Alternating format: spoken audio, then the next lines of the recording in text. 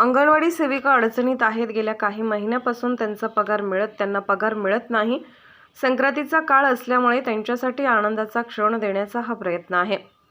सरकारने तात्काळ त्यांच्या मागण्यांकडे लक्ष देऊन त्यांची वेतनवाढ केली पाहिजे. राज्यात ज्या रूढी परंपरा आहेत यामुळे यात आपण काहीतरी बदल केले पाहिजेत. हा कार्यक्रम राज्यभर घेतला जाणार आहे.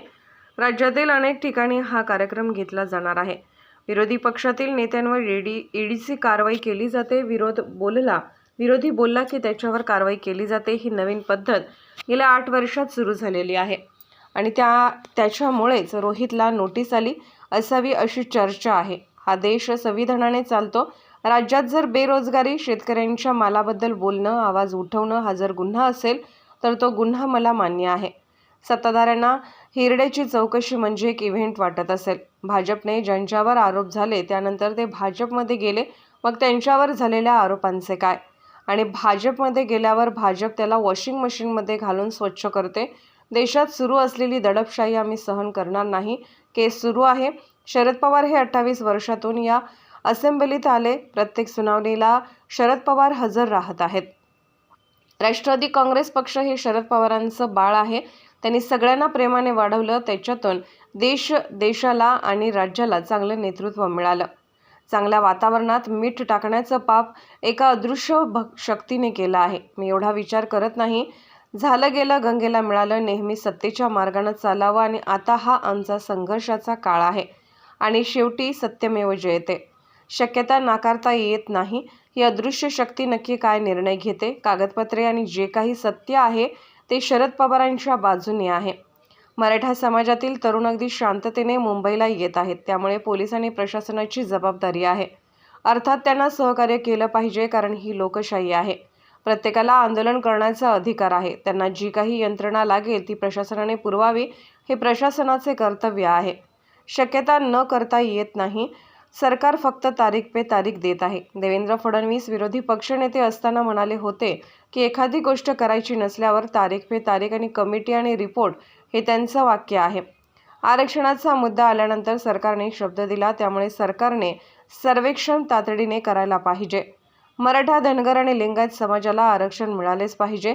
कोणत्याही समाजावर अन्याय होता कामा नये. कोणता तरी खोटारडा रिपोर्ट काढून सरकारने कोणत्याही समाजाला फसवू नये. जरांगे पाटलांनी खूप संवेदनशीलपणे सहन केला आहे. जरांगे यांनी सरकारला खूप वेळ दिला आहे. त्यामुळे जरांगे पाटील आणि मराठा समाजाची फसवणूक करण्याचे पाप हे ट्रिपल इंजिन सरकार करत आहे. प्रत्येक राज्यात सीट अरेंजमेंट वेगळी असते. प्रत्येक राज्याचं मॉडेल वेगळं असेल. त्याची परिस्थिती आणि राजकीय गणितं वेगळी असतात. त्यामुळे येत्या आठवड्यात सगळी चित्र स्पष्ट होईल. लवकरच काँग्रेससोबत ममता बॅनर्जी यांची चर्चा होईल. याबाबत मला चिंता वाटत नाही. ज्या ठिकाणी फरक होईल त्या राजकीय परिस्थितीनुसार गणिते जुळवली जातील. खरं तर गेले दीड ते जवळपास 2 महिने अंगणवाडी सेविका आंदोलन करतायत. प्रचंड अडचणीच्या काळातून त्या चाललेल्या आहेत आणि त्याच्यामुळे फुलाची पाकळी त्यांच्या नोकरी आम्ही सत्तेमध्ये नाही आहोत. त्याच्यामुळे त्यांच्या नोकरीला आंदोलनच करू शकतो. पण या नवीन वर्षात आणि हा जो संक्रांतीचा काळ आहे तर त्यांच्यासाठी थोडंसं का होईना एवढं तरी आम्ही नक्कीच करू शकतो की काही आनंदाचे क्षण ते तर आम्ही नक्कीच देऊ शकतो. म्हणजे एक बहिणीच्या नात्याने आज आमच्या या सगळ्या महिलांना हळदी कुंकवाच्या नात्याने आम्ही इथे बोलवलं आहे. त्यांचं आंदोलन अनेक भागात राज्यात आजही चालू आहे. माझी सरकारला विनंती राहील की सरकारने तातडीने त्यांची चर्चा केली पाहिजे आणि अंगणवाडी सेविका, आशा वर्कर या सगळ्यांच्या ज्या मागण्या आहेत त्या पूर्ण केल्या पाहिजे. हा जो कार्यक्रम आहे तो बारामती लोकसभा मतदारसंघापुरताच मर्यादित होणार आहे का तुम्ही राज्यभरात? नाही, राज्यभराच्या सगळ्या ज्या महिला भगिनी आहेत त्यांच्यापर्यंत पोहोचायचा आम्ही प्रयत्न करणार आहोत. त्यातून अनेक एकल महिलाही आहेत. ती एक नवीन पद्धत जी रूढी परंपरा या राज्यात देशात अनेक वर्षाच्या आहेत.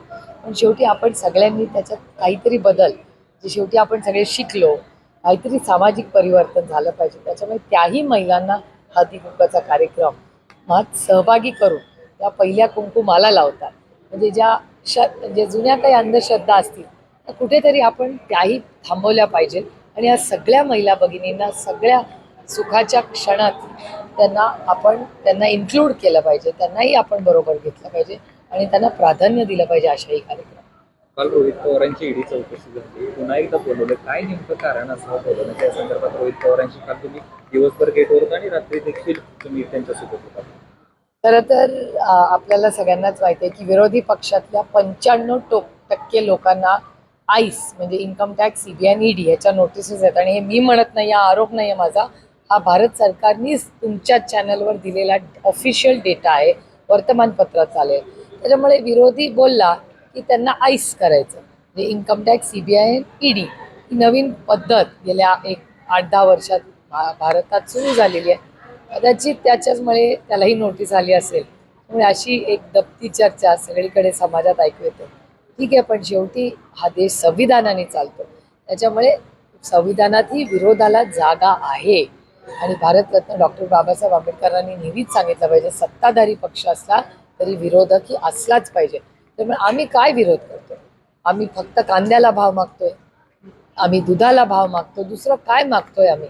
पण जर शेतकऱ्याला न्याय मागण्यासाठी, कष्ट करणाऱ्यांसाठी न्याय मागण्यासाठी, बेरोजगारीच्या विरोधात, महागाईच्या विरोधात बोलणं या देशात जर गुन्हा असेल तर तो गुन्हा मला मान्य. सातत्यानं काल जो इव्हेंट झाला त्याच्याकडे एक सत्ताधारी म्हणतायत की हा एक इव्हेंट आहे, जर चौकशी नाही तर आम्हाला देखील चौकशी असणार आहे. इव्हेंट करण्याची काय गरज? इव्हेंट त्यांना वाटत असेल, कारण त्यांनी ज्या ज्या लोकांवर आरोप केले, काश्मीर टू कन्याकुमारी तुम्ही डेटा काढून बघा, ज्यांच्यावर आरोप झाले ते जर भारतीय जनता पक्षात गेले, त्यांच्या पुढे केसचं काय झालं? म्हणजे जे विरोधात आहेत ते गुन्हेगार, भ्रष्टाचारी. तेच भ्रष्टाचाराचे आरोप जेव्हा भारतीय जनता पक्ष करतं, तेव्हा भारतीय जनता पक्ष जेव्हा त्यांच्या पक्षात त्यांना घेतं, मग त्या वॉशिंग मशीनच्या थ्रू मग ते भ्रष्टाचाराचे आरोप जातात कुठे? आणि हे पहिले तर आरोप खरे आहेत का ह्याच्यापासून सुरुवात आहे. कारण का आरोप पहिले तर करतात, पुढे काय होतं त्या आरोपांचं? त्याच्यामुळे लोकांना भीती दाखव ही दडपशाहीची पद्धत या देशात आणि राज्यात सुरू झालेली आहे. आणि ही दडपशाही आम्ही सहन करणार नाही. या लोकशाही आणि लोकशाहीच्याच मार्गाने हा देश चालला पाहिजे. राष्ट्रवादीच्या अपात्रतेची सुनावणी सकाळच्या वाजता तुम्ही तिकडे होता, नेमकं काय घडलं, पुढं काय? मला असं वाटतं केस चाललेली आहे. आदरणीय पवारसाहेब स्वतः 28 वर्षांनी जवळपास त्या असेंब्लीमध्ये आले. त्यामुळे त्यांनाही आनंद झाला की ज्या वास्तूवर, ज्या बिल्डिंगवर त्यांचं नाव आहे आज, त्या बिल्डिंगमध्ये ते आले. आणि आम्हालाही आनंद वाटला की ते आले, कारण शेवटी तुम्हाला आठवत असेल इलेक्शन कमिशनच्या प्रत्येक हिअरिंगला आदरणीय पवारसाहेब राहिलेले आहेत. आजही ते या अपात्रतेसाठी सकाळी होते, कारण मी इथे बारामतीला आले, पण साहेब स्वतः 2:30 वाजेपर्यंत तिथेच होते, चालू होती सुनावणी. तेव्हा शेवटी आपल्या लोकांबरोबर आपण उभं राहिलं पाहिजे. आणि राष्ट्रवादी काँग्रेस पक्ष हे पवारसाहेबांचं बाळ आहे, ते त्याचे संस्थापक अध्यक्ष आहेत. म्हणजे एक कुटुंब म्हणून त्यांनी हा पक्ष प्रेमाने सगळ्यांना वाढवला. खूप मोठी सत्ता आली, त्याच्यात नवीन नेतृत्व या राज्याला आणि देशाला मिळालं. त्यामुळे कुटुंब म्हणून गेले 25 वर्ष एक घरगुती प्रेम, आदर एकामेकाचा ठेवून हा पक्ष चालला आणि अतिशय प्रेमाने आणि खेळीमेळीच्या वातावरणात तो चालला. हे दुर्दैव आहे की ह्या चांगल्या वातावरणामध्ये मीठ टाकायचं पाप हे एका अदृश्य शक्तीने केलंय. आणि त्याच्यामुळे ज्या घटना होत आहेत, तर मला खरंच अभिमान वाटतो की आदरणीय पवारसाहेब सगळ्या इलेक्शन कमिशनच्या जेव्हा जेव्हा हिअरिंग होते त्याला गेले, आजही गेले. त्याच्यामुळे ते तिथे बाजूला एका कोपऱ्यात हाताची घडी घालून शांतपणे बसतात, कारण त्यांनाही त्या पक्षाबद्दल, सहकाऱ्यांबद्दल आणि शेवटच्या कार्यकर्त्याबद्दल प्रचंड प्रेम आणि आदर आहे.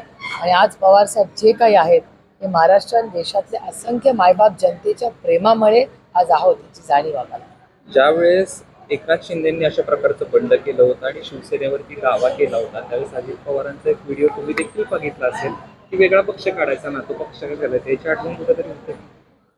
मी एवढा खरंच विचारच करत नाही. झालं गेलं गंगेला व्हायला. जे सत्य आहे त्या सत्याच्या मार्गाने चालायचं. कधी काळ आमच्या आयुष्यात, आता हा संघर्षाचा काळ आहे, प्रत्येकाच्या आयुष्यात संघर्ष येतो, त्याच्यावर निष्ठेने आणि सत्तेने तो मार्ग अनेक वेळा परकड असतो, अवघड असतो, पण शेवटी सत्यमेव जयते. निकाल तुमच्या बाजूने लागेल अशी आशा आहे, कारण रोहित पवार असं म्हणतात की परवा एक भाजपचे नेते होते, ते म्हणाले की ज्या अर्थी अजित पवारांनी एकनाथ शिंदे नंतर बंड केलं त्या अर्थी अभ्यास करूनच केला असावं. त्यावरती रोहित पवार असं म्हणाले, ज्या अर्थी भाजपचे नेते असं म्हणतात की नक्की म्हणजे नक्कीच जो निकाल आहे तो उलटा लागेल, अपेक्षेप्रमाणे लागला. काही शक्यता नाकारता येत नाही. याचं कारण असं, माननीय आपले महाराष्ट्राचे मुख्यमंत्री नेहमी म्हणतात की राज्य अदृश्य शक्ती चालवते. त्याच्यामुळे ही कोण अदृश्य शक्ती आहे? ती न्यूक्लिअर आहे, ती कॉस्मिक आहे. कारण का मी सायन्सची स्टुडंट आहे. त्याच्यामुळे अदृश्य शक्ती म्हणजे कोण? म्हणजे cosmic energy, nuclear energy, wind energy, काही असू शकते. त्याच्यामुळे कुठली एनर्जी आहे मला माहिती नाही, पण महाराष्ट्राचे मुख्यमंत्री म्हणतात ही एनर्जी आहे. ती एनर्जी नक्की काय आहे आणि तो काय निर्णय घेते असं मुख्यमंत्रीच म्हणतात. त्याच्यामुळे शक्यता नाकारता येत नाही. पण कागदपत्र ही आणि जे खरं आहे, जे सत्य आहे, ते आदरणीय पवार साहेबांच्या बाजूने. मनोज जरांगे पाटील मुंबईच्या दिशेने कूच केली, त्यावर हायकोर्टाने म्हणजे पोलिसांनी त्यांना आझाद मैदानावरती परवानगी नाकारलेली आहे. एकंदरीत सरकारकडून आज चर्चेसाठी त्यांचं एक शिष्टमंडळ केलं होतं, त्यांच्याकडे सरकारने उशीर केला असं वाटतं. सतत आज जरांगे पाटील आणि असंख्य महाराष्ट्रातील लोक आज मुंबईच्या दिशेने चाललेली आहेत. अर्थातच पोलीस आणि प्रशासनाची नैतिक जबाबदारी आहे की हे सगळे लोक एवढ्या मोठ्या संख्येने शांततेच्या मार्गाने येत आहेत. तर अर्थातच त्यांना सहकार्य केलंच पाहिजे, कारण की लोकशाही आहे आणि त्याच्यात आंदोलन करायचा प्रत्येकाला अधिकार आहे. त्याच्यामुळे हे सगळे असंख्य लोक जे मुंबईत येत आहेत त्यांचं आपण सगळ्यांनी स्वागतच केलं पाहिजे. आणि प्रशासनाची नैतिक जबाबदारी आहे की त्यांना ज्या काही सुविधा लागतील, ट्रॅफिक यंत्रणा असेल, पोलिसांची यंत्रणा असेल, शौचालय असतील, पाणी, हे सगळ्याची जी काही मदत लागेल, अर्थातच महाराष्ट्र सरकारने जबाबदारीने त्यांना सहकार्य केलं पाहिजे, कारण का ही लोकशाही. मनोज जरांगे पाटलांना सरकारने अवधी मागितला होता सुरुवातीला, टप्प्याटप्प्यानं मनोज जरांगे पाटलांनी तो देखील दिला, परंतु अजून देखील मनोज जरांगे पाटलांना सरकार म्हणते काही दिवस अजून थांबा, थोडासा वेळ लागेल. एक प्रकारे खेळवते असं वाटतं सरकार. शक्यता नाकारता येत नाही, कारण का तारीख पे तारीख, म्हणजे देवेंद्रजींचंच एक स्टेटमेंट काल मी कुठे पाहिलं, त्याच्यात ते विरोधी पक्ष नेत्यांना असताना असं म्हणाले होते, जेव्हा एखादी गोष्ट करायची नसते तेव्हा तारीख पे तारीख, नाही तर कमिटी आणि रिपोर्ट. हे त्यांचंच वाक्य आहे. तुम्हाला व्हिडिओ हवा असेल तर माझ्याकडे आहेत, कालच मला कोणीतरी पाठवलं. दुसरी गोष्ट, राज्य मागास वर्गाचं राज्यभरात जे आहे ते सर्वेक्षण सुरू आहे, मात्र नगरमध्ये एक धक्कादायक प्रकार समोर आलेला आहे. पहिली शिकलेला व्यक्ती सर्वेक्षण करतो, तो व्हिडिओ तुम्ही पाहिलात आणि त्यावरती तुमचं काय वाटतं? मला असं वाटतं, आधी जेव्हा आरक्षणाचा मुद्दा आला आणि महाराष्ट्र सरकारने शब्द दिला, त्यांनी सर्वेक्षण तातडीने सुरू करायला पाहिजे. आता काहीतरी धावपळ करून काहीतरी ते करताय, ते दुर्दैव आहे. कारण ह्याच्यात कुठलाही समाज असेल, मराठा, धनगर, लिंगायत आणि मुस्लिम समाजाचे जे आरक्षणाचे मुद्दे आहेत त्यांना न्याय हा मिळालाच पाहिजे आणि त्यांच्यावर कुठलाही चुकीचा रिपोर्ट देऊन अन्याय होता कामा नये. त्याच्यामुळे आता जे काम महाराष्ट्र सरकार अर्धवटपणे करत आहे, याच्यात कुठल्याही समाजाची, मराठा असेल, धनगर, लिंगायत, मुस्लिम, कुठल्याही समाजावर अन्याय होता कामा नये किंवा कुणाची कुठला तरी खोटारडा रिपोर्ट काढून या सरकारने कुणाला फसवू नये किंवा त्यांना. कारण जरांगे पाटलांनी खूप वेळ या सरकारला दिलेला आहे. त्यांनी खूप संवेदनशीलपणे जरांगे पाटलांनी खूप सहनही केलं आहे आणि सरकारचं ऐकूनही घेतलेलं आहे. पण आता मला वाटतं जरांगे पाटील आणि समाजाची फसवणूक करायचं पाप हे या ट्रिपल इंजिनच्या खोके सरकार करत आहे, अशी शक्यता नाकारता येईल. पंजाबमधून आप बाहेर पडलेला इंडिया आघाडीतून आणि तिकडून ममता बॅनर्जी बाहेर पडले, काय झालं? आप ते इंडियातून बाहेर नाही पडले. सीट अरेंजमेंट्स प्रत्येक राज्यातल्या वेगळ्या असतील आणि त्याच्यामुळे मला असं वाटतं सीट अरेंजमेंट्स म्हणजे काही इंडियामधून ते बाहेर पडले असा अर्थ होत नाही. प्रत्येक राज्याचं मॉडेल वेगळं असेल, त्याची सिच्युएशन किंवा त्यातली जी गणितं असतात राजकीय ती वेगळी असतात. त्यामुळे पुढच्या एक आठवड्याभरात तुम्हाला स्पष्ट चित्र पडेल. हा प्रश्न विचारण्याचं बाहेर पडण्यामागचं मागचं कारण असं आहे की पश्चिम बंगालमध्ये ममता बॅनर्जीचा पक्ष तेवढ्या पुरता मर्यादित आहे, जास्त बाहेर त्याचा प्रभाव नाहीये. आपची देखील त्यामध्ये सत्ता आहे. म्हणजे जर समजा ते जर पुन्हा एकदा एकत्र नाही आले, याचा फटका निश्चितच विरोधी पक्षांना पडू शकतो, म्हणजे इंडियातल्या पक्षांना पडू शकतो. नाही असं नाही होत. कारण काय, अर्थातच ममता दिदींशी चर्चा होईलच. राहुलजींचं पण स्टेटमेंट आलेलं आहे आणि त्याच्यामुळे मला काय फार याची चिंता वाटत नाही, कारण का ते इंडियातून नाही बाहेर पडले. पण त्या ज्या ज्या ठिकाणी आहे तिथे सीटचं जे अरेंजमेंट आहे त्याच्यात काही बदल झाले.